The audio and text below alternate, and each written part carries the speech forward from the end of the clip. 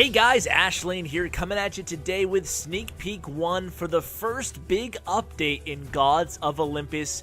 That's right, it's a new 7th god, Hades, and this is the first look at his house, his temple, and his monument. This is the Hades monument here, you can see undiscovered. Now let's take a look at the houses and the temple here, and you can see they have the chance to reanimate fallen troops. You can see right now that Artemis is just kind of staying busy there with all those spawned units, and keep your eye on those units. After they die, they have a chance of coming back as skeletons. They move pretty quick too.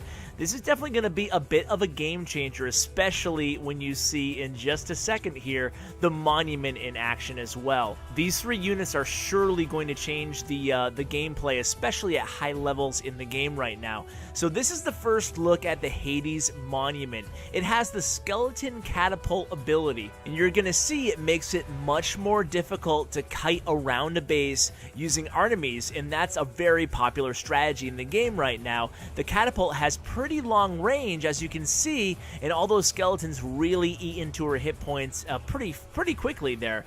Now Aphrodite has been dropped on the map right now, and there's a reason for that. It's because Aphrodite's charm ability does not affect the skeletons spawned by any of the Hades buildings, and Hades himself, his skeletons, are also immune to Aphrodite's monument. Important to keep that in mind when you're trying out the new hero and the new buildings for the very first time.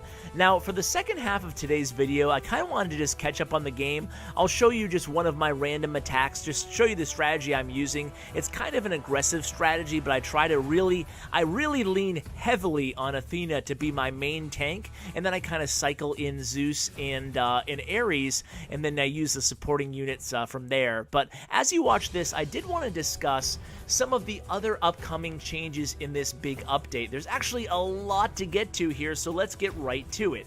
So you already know a little bit about Hades. The Sneak Peek 2 will be coming up in just a few days, and you'll start to see more of his powers. He has his power number 1 is going to be Raising the Dead, his power number 2 is going to be Rot, and then his ultimate power is going to be Summoning Cerberus, which is a big 4 or 5-headed beast that we'll go ahead and show at the end of today's video, so you can see some still shots of what Cerberus looks like in game. So let's get to the other changes. There's a lot. So one of the major changes is now Alliance perk has been added to the game. Nectar is going to be rewarded to all players for assisting in battle. That is absolutely huge. It gives an additional reason other than just being a nice guy or gal to help out your alliance mates in the battle. Another really big addition to the game will come in the form of being able to control all your gods with one tap. A select all god, and it's going to be much easier to move and tactically arrange your gods in the order you want them to. Now another change is you're only going to be able to drop 5 gods on the map at a time, and in my mind that's actually a really good thing. It gives more variation to strategy in what order you drop your gods, how you use your gods, whether they're going to be supportive, whether they're going to be aggressive, when you're going to use them. There's going to be all kinds of different strategy that evolves from that one change.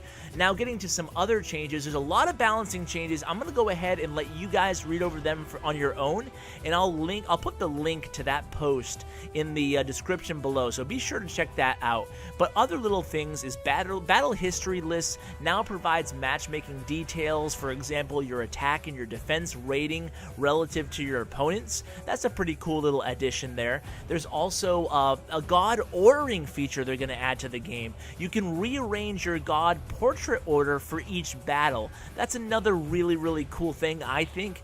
And another major thing I did want to mention too is all god stats and powers now go through level 60. Now that probably doesn't affect the majority of you guys right now, but what we're seeing in high-end gameplay is people capping out on the abilities they use the most, and then they're kind of forced to upgrade abilities that they never use. So this gives much more flexibility in that end. Alright guys, we're going to go ahead and end it here.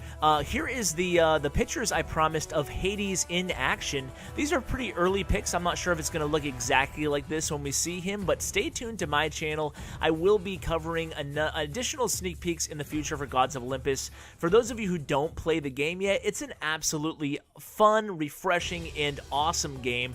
Check it out. It has a lot of really cool features, and listen to my interview with Jay, one of the developers. I'll go ahead and link that below as well. So guys, thanks so much for watching, and as always, take care. We don't play for fame, we don't play for cash.